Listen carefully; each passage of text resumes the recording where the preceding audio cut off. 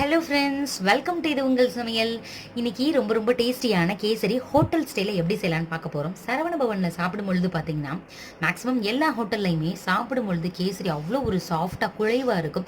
ஆனால் நம்ம வீட்டில் செய்யும் பொழுது சீக்கிரத்திலேயே அதை கெட்டியாயிருது. நம்ம அம்மாக்கள் சொல்லியிருப்பாங்க, சூடாக இருக்கும் பொழுதே கேசரியை சாப்பிடுவாங்க, இல்லைன்னா வந்து கெட்டியாயிரும் அப்படின்னு சொல்லிட்டு. அப்படி இல்லாமல் ஒரு சின்ன டிப்ஸ் தான், அதை ஃபாலோ பண்ணோம் அப்படின்னு வச்சுக்கோங்களேன். இந்த கேசரி 5 மணி நேரம் ஆனால் கூட இதே குழைவோட அவ்வளோ டேஸ்டியாக வாயில் வச்சவனே கரைஞ்சே போயிடும். மெய் மறந்து சாப்பிடலாம். வாங்க இது எப்படி செய்யலாம் அப்படின்னு சொல்லிட்டு சட்டுன்னு பார்த்துடலாம். ஒரு பேன் அடுப்பில் வச்சுட்டு அது கொஞ்சமாக காஞ்சிடட்டும். காஞ்சதுக்கப்புறம் 2 டீஸ்பூன் நெய் சேர்த்துக்கலாம். 10 முந்திரி பருப்பு இந்த மாதிரி எடுத்து நெய்யில் வறுத்துக்கிறலாம்.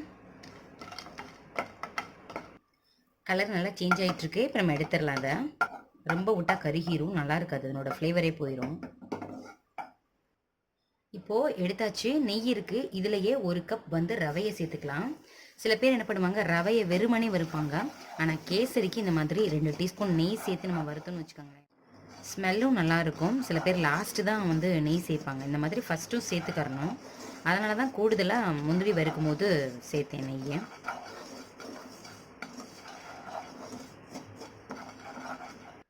ரவை நல்லா வறுபட்டுருச்சு. இப்போ இதை எடுத்துடலாம். எந்த கப்பில் நீங்கள் ரவை எடுத்தீங்களோ அதில் 2 கப் வந்து வாட்டர் சேர்த்துக்கோங்க. தண்ணி நல்லா கொதிச்சிருச்சு. கொதிச்சதுக்கப்புறம் நம்ம ரவை வச்சுருக்கோம் இல்லையா, அதை வந்து இந்த மாதிரி மிக்ஸ் பண்ணி விட்டுட்டே இந்த மாதிரி பண்ணுங்கள், இல்லைன்னா கெட்டியாயிரும்.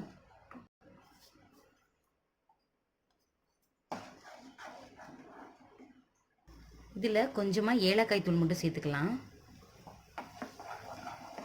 பாருங்களேன், நம்ம தண்ணி ஊற்றி கொஞ்ச நேரத்துலேயே இந்த மாதிரி திக்காயிரும். இந்த ஸ்டேஜில் ஒரு 2 டீஸ்பூன் நெய் சேர்த்துக்கோங்க.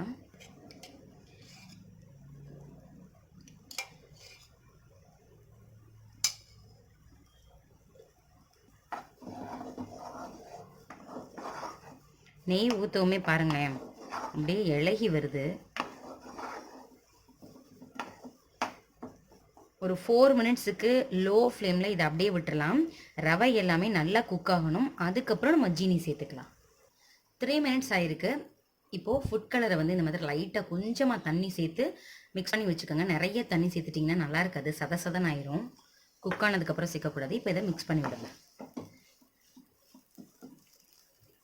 1 கப் ஜீனி சேர்த்துக்கலாம். நீங்கள் ஜீனியோட டேஸ்ட் உங்களுக்கு பிடிக்கும், சுகர் நல்லா சாப்பிடுவீங்க அப்படின்னா 1.5 கப் வரைக்கும் கூட சேர்த்துக்கோங்க.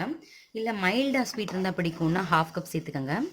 நான் வந்து இன்றைக்கி 3/4 கப்பு சேர்த்துருக்கிறேன். எனக்கு வந்து கொஞ்சம் ஸ்வீட் கொஞ்சம் கம்மியாக சாப்பிட்டா தான் பிடிக்கும். அதனால் நல்லா சாப்பிடுவீங்கன்னா 1 கப் நீங்கள் சேர்த்துக்கோங்க. ஜீனி வந்து மெல்ட் ஆகுற வரைக்கும் தான் பக்குவோம். நீங்கள் வந்து வச்சுட்டே இருக்கக்கூடாது. லைட்டாக மெல்ட் ஆகவும் ஆஃப் பண்ணிட போகிறோம். சுகர் எல்லாமே நல்லா மெல்ட் ஆயிடுச்சு, தெரியவே இல்லை. இந்த ஸ்டேஜில் உடனே ஆஃப் பண்ணிடணும். நம்ம என்ன பண்ணுவோம், ஜீனியை சேர்த்துட்டு ஒரு மூடி போட்டு மூடி இன்னும் கொஞ்சம் நேரம் வேகட்டும்னு விட்டிங்கன்னு வச்சுக்கோங்களேன், நல்லா கெட்டியாயிரும். இப்போ இதே ஸ்டேஜில் நீங்கள் விட்டுட்டீங்க அப்படின்னா உங்களுக்கு 5 மணி நேரம் கழித்து பார்த்தா கூட இதே மாதிரி தான் இருக்கும், கெட்டியாகாது. லாஸ்ட்டு நம்ம வறுத்து வச்சுருக்கோம் இல்லையா முந்திரி பருப்பு, அதையும் சேர்த்துடலாம். லாஸ்ட்டு ஒரே 1 டீஸ்பூன் மேலே நெய் சேர்த்துக்கோங்க. சேர்த்துட்டு இதை இறக்கிட்டிங்கன்னு வச்சுக்கோங்களேன், சூப்பரான டேஸ்ட்டில் கேசரி இதே மாதிரி தான் இருக்கும், கெட்டியாகவே ஆகாது. ஹோட்டலில் நீங்கள் சரவண பவன்லாம் வாங்கி சாப்பிடுவீங்க இல்லையா, எப்படி இருக்கும், நல்லா வாயில் வச்சோடனே கரைஞ்சி போயிடும், அந்த மாதிரி இருக்கும். இப்போ பிளேட்டுக்கு ட்ரான்ஸ்ஃபர் பண்ணிவிட்டு காமிக்கிறேன். பவுலுக்கும் ட்ரான்ஸ்ஃபர் பண்ணியாச்சு.